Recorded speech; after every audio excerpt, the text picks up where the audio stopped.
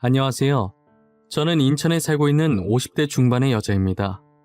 사연들을 읽어보다 저도 정말 막장 드라마에서만 보던 황당한 일 겪은 적 있어 이렇게 글을 남겨봅니다. 제가 이런 글을 쓸 줄은 상상도 못했었지만 어디에다 하소연할 곳이 없어서 이렇게 익명의 힘을 빌어 사연을 보내게 되었어요. 저는 정말이지 다시 태어난다면 시월드와 남아선호 사상이 없는 나라에 살고 싶습니다. 저희 시댁은 시월드 중에서도 역대급 시월드인 것 같아요. 시어머니께서는 아들이 아니면 아예 사람 취급을 하지 않으셨어요. 본인도 여성이면서 왜 이렇게 딸을 싫어하셨는지 모르겠습니다. 저와 동서는 비슷한 시기에 임신을 하게 되었어요.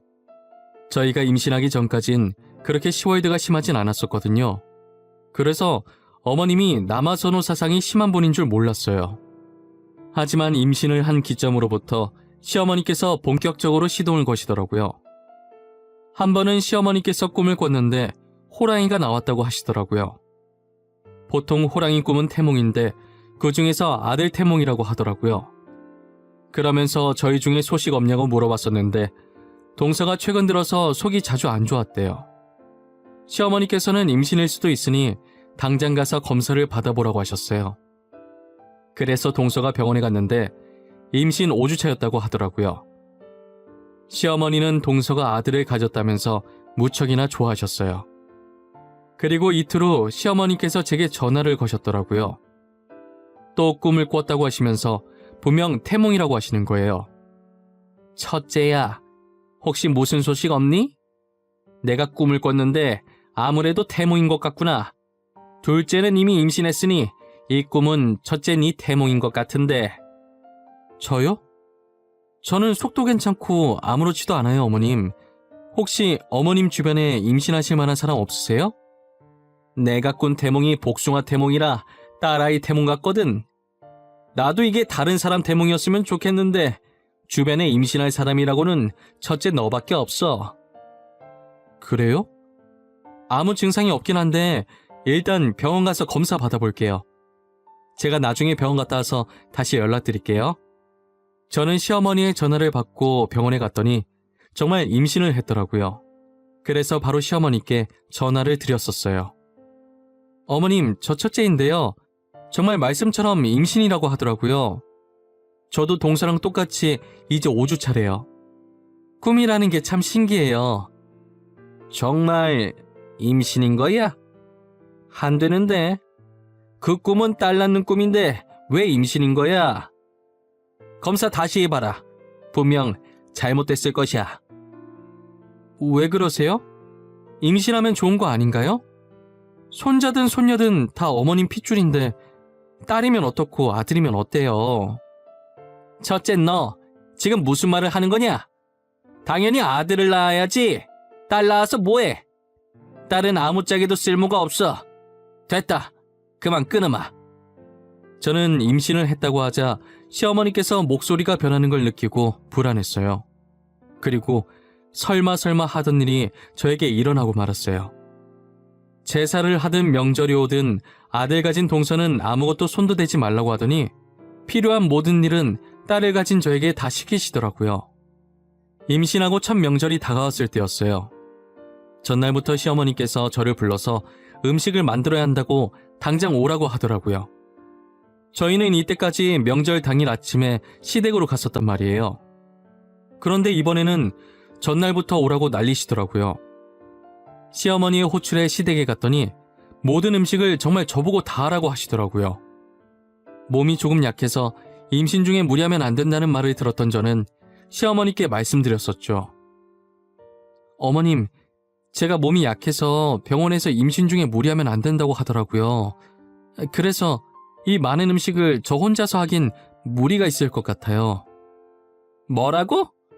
너 지금 뭐라 그랬어? 그럼 이 음식들 다 나보고 하라는 말이냐? 임신한 게 뭐가 대수라고. 나도 임신했을 때 이런 거 다 하고 그랬어. 아니 어머님, 저희 원래 당일 아침 일찍 와서 다 같이 음식 만들었잖아요. 근데 이번엔 왜 저 혼자 하라고 하시는 거예요? 동서도 있잖아요. 딸 가진 주제에 왜 이렇게 말이 많아? 시애미가 하라면 군말 않고 하는 거지. 그리고 네 동서는 귀한 아들 가졌는데 몸 조심해야지. 우리 손주 떨어지면 어떡하려고 일을 시키니?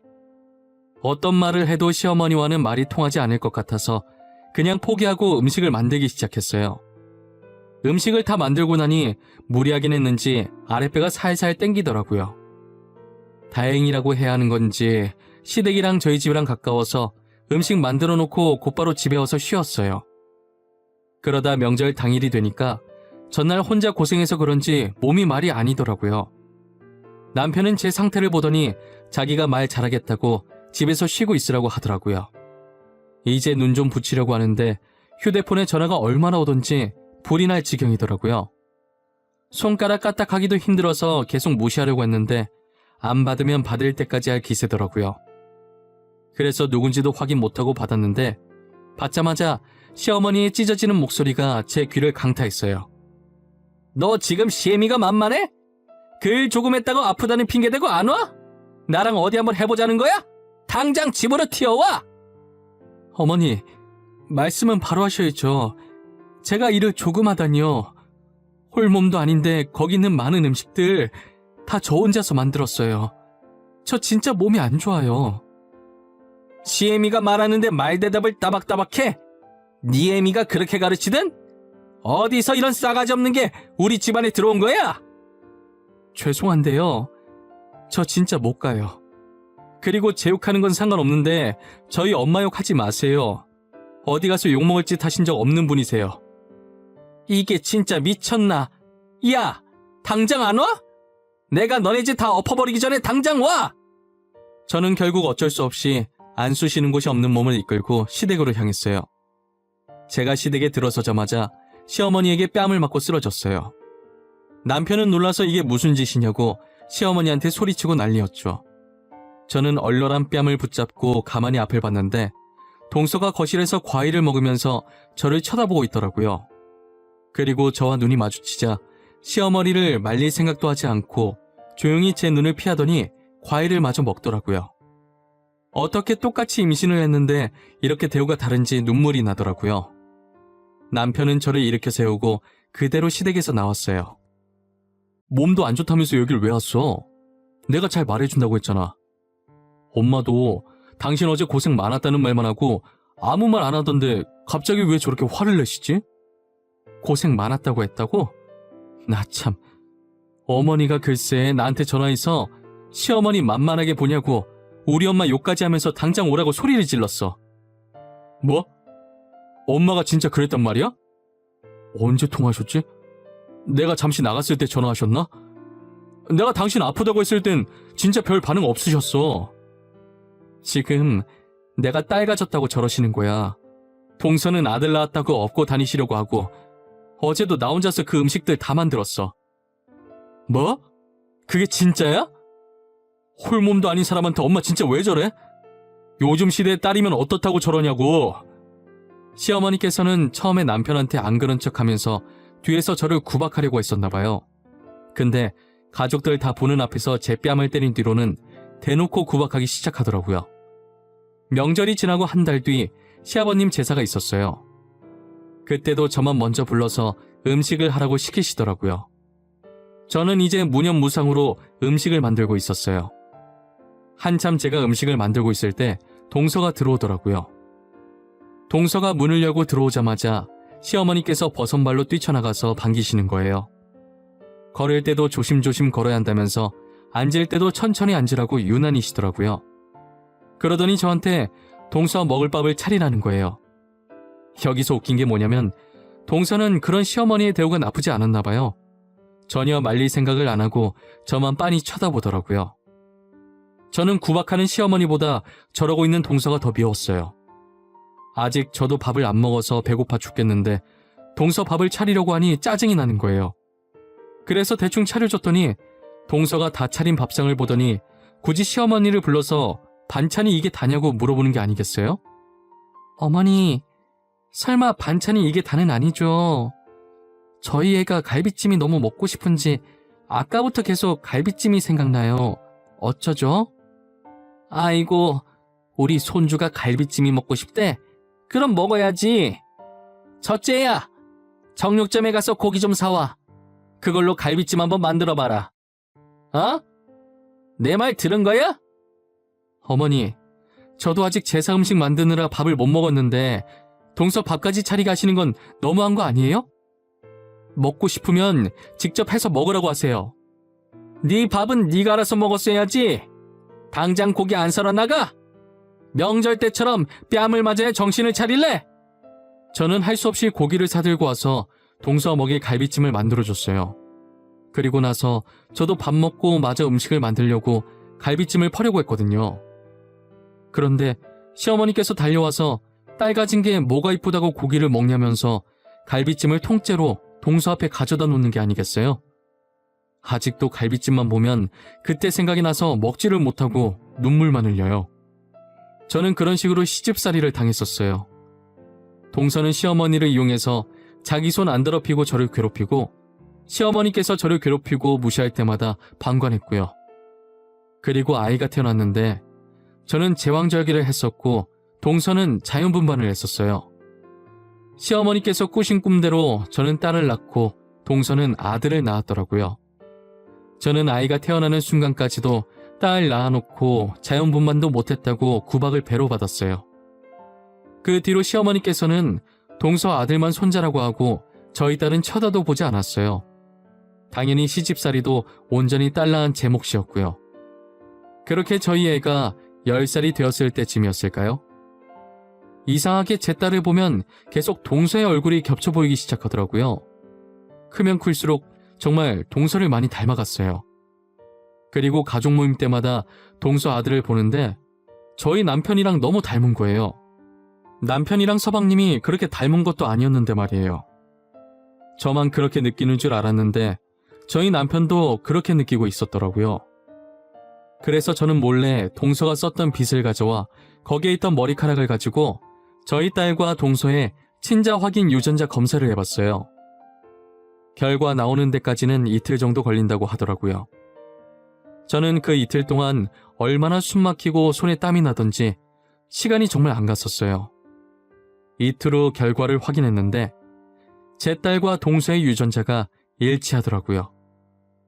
저는 너무 놀라서 소리도 못 지르고 결과지를 바닥에 떨어뜨리고 남편도 많이 놀랐는지 아무 말도 못하고 움직이지도 못한 채 정말 눈만 꿈뻑거리고 있었어요. 저는 할 말이 있다며 가족들을 죄다 불러 모았어요. 그리고 제가 조용히 유전자 검사 봉투를 바닥에 내려놓았어요. 동서는 봉투를 보자마자 굉장히 당황해 하더라고요. 네가 뭔데 우리한테 모여라 마라 명령하는 거야? 할 말? 무슨 할 말? 어디 드러나 보자. 이 봉투 쪼가리가 뭐 어쨌는데? 동서, 내가 말할까 동서가 말할래? 아무래도 동서는 이게 뭔지 아는 눈치인데 그래도 본인 입으로 말하는 게 모양새가 더 좋지 않겠어? 그래, 우리 둘째가 한번 말해봐. 이게 도대체 뭐길래 이러는 거야? 유전자 검사라고 적혀 있는데 누가 누구랑 유전자 검사를 했다는 거냐? 그게 어머니 사실 제가요. 형님 정말 죄송해요. 저도 무서워서 그랬어요. 정말 그러면 안 되는 거 아는데 저도 구박받는 게 너무 싫었어요. 지금 뭐라고 하는 거야?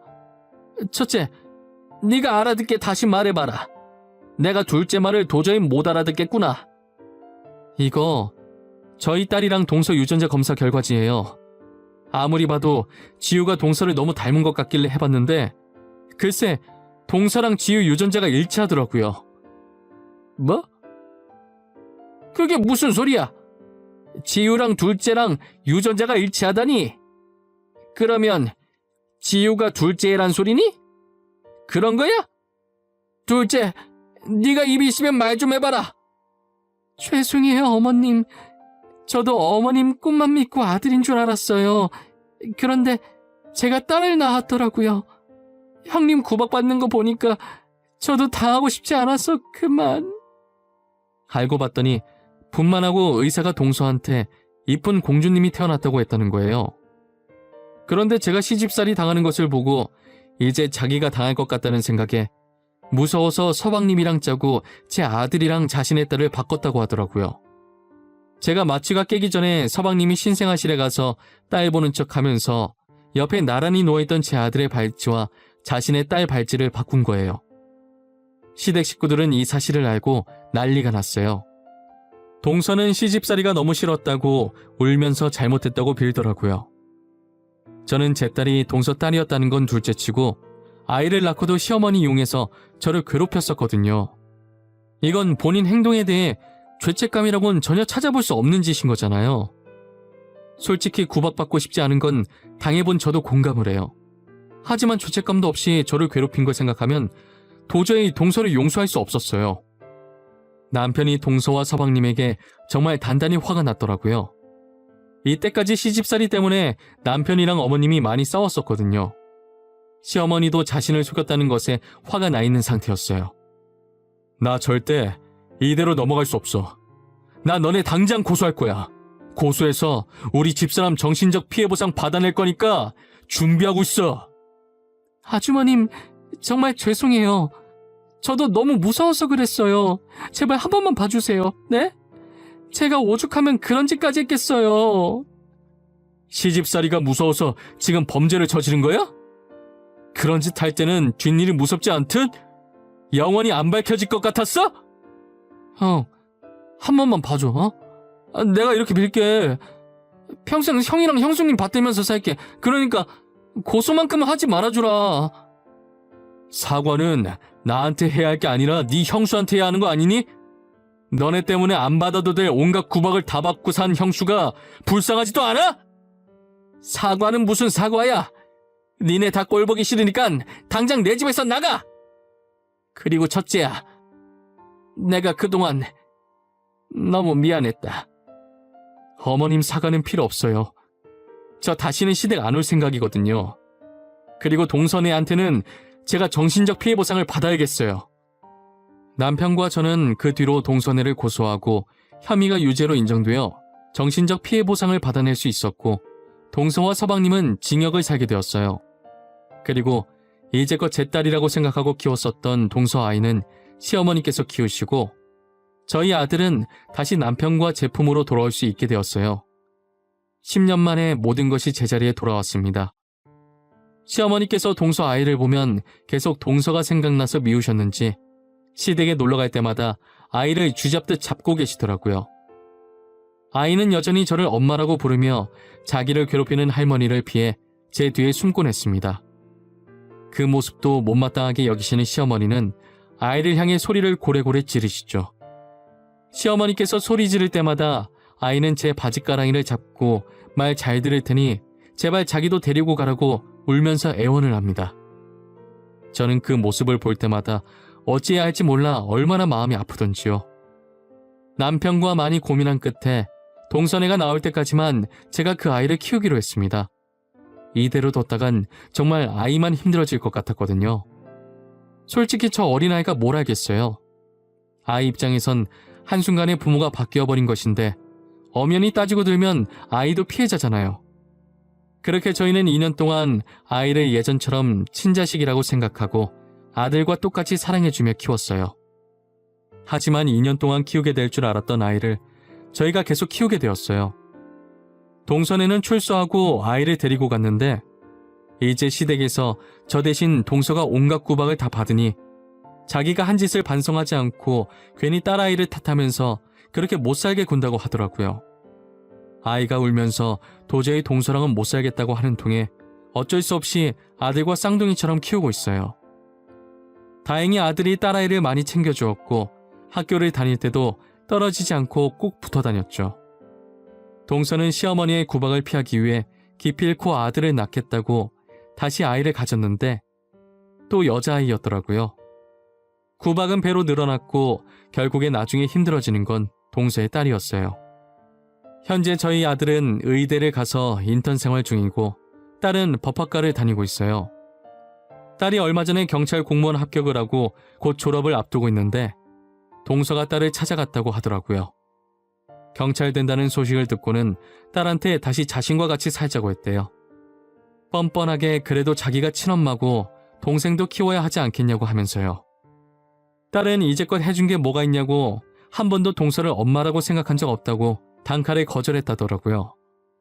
동서가 몇 번이나 딸을 찾아갔던 것 같았어요. 저도 몰랐었는데 딸이 갑자기 휴대폰 번호를 바꿔서 알게 되었어요. 그러다 딸은 본인이 직접 자신의 친엄마를 신고하는 지경까지 이르렀어요. 자기가 잠시 동서랑 살았을 때가 생각나서 동서를 찾아갔다더라고요. 아니나 다를까 동생도 딸이 당했던 것을 그대로 당하고 있었대요. 혹시나 하는 마음에 동생 옷을 살짝 올렸는데 등에 멍자국이 선명했다더라고요. 그래서 증거 사진으로 다 찍어놓고 병원에 가서 진단도 받아서 동서를 고소했다고 했어요. 고소장을 받은 동서는 이게 무슨 불효냐며 반성은커녕 오히려 교육 차원이었다고 뻔뻔하게 나오더래요. 딸은 그 모습을 보고 역시 사람은 고쳐 쓰는 게 아니라며 혀를 찼다고 하더라고요. 결국 동서는 또다시 징역을 살게 되었습니다.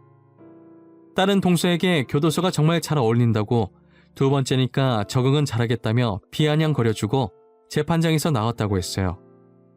저는 딸에게 동생은 어떻게 할 거냐고 물어본 적이 있었어요. 지우야, 동생을 어떻게 할 생각이니? 너가 키울 생각인 거야? 엄마가 너네 둘이 살 집이라도 알아봐 줄까? 아니야, 엄마. 나 동생이랑 같이 안 살아. 내가 친언니로서 해줄 수 있는 건 여기까지야. 같이 살았던 적 없어서 정도 없는데 뭐. 그리고 작은 아빠 살아있는데 굳이 내가 뭐하러 걔를 키워? 가끔 너 보면 냉정하게 결단 내리는 게 동서 딸이 맞긴 해. 피는 못 속인다는 말을 이럴 때 쓰는 건가 봐. 아, 엄마. 난 엄마 딸이야. 그 아줌마는 모르는 사람이야. 나보고 다시는 그 아줌마 딸이라고 하지 마. 진짜 기분 나빠. 그 피가 지금 내 몸에 흐르는 것도 기분 나쁜데. 알겠어. 내가 미안해. 우리 지유, 내 딸 맞지? 애지중지 키운 내 딸. 앞으로 그런 말 진짜 안 할게. 이제 그 집구석 얘기도 안 할게. 저희 딸은 동서의 동망권에도 질색팔색을 합니다. 어렸을 때 받은 상처가 계속 생각날 텐데 그래도 이렇게 씩씩하고 멋있게 잘 커준 것이 얼마나 대견하고 기특한지 모릅니다. 가끔 딸을 안 데리고 왔으면 어쩔 뻔했나 싶을 때가 많아요. 다정하긴 하지만 무뚝뚝한 아들에 비해 딸이 애교도 많고 제가 힘든 걸 딱 알아차리고 기분 좋아지게 해주려고 강아지처럼 제 옆에 꼭 붙어서 제잘제잘 거리고 있거든요. 저는 지금 이대로가 너무 행복합니다. 아들도 딸도 지금처럼만 서로에게 의지하며 잘 지냈으면 좋겠어요. 그리고 동서가 출소했을 땐 제발 정신 좀 차렸으면 좋겠네요. 제 사연은 여기까지입니다. 지금까지 들어주신 모든 분들 올 겨울 사랑하는 사람들과 따뜻하게 보내시고 새해를 맞이하여 하고 싶으셨던 일들 있으시면 두려워하지 말고 해보시길 바랍니다. 그리고 지금 하고 계신 일들도 대박 나시길 기원할게요. 모두 행복하세요. 감사합니다.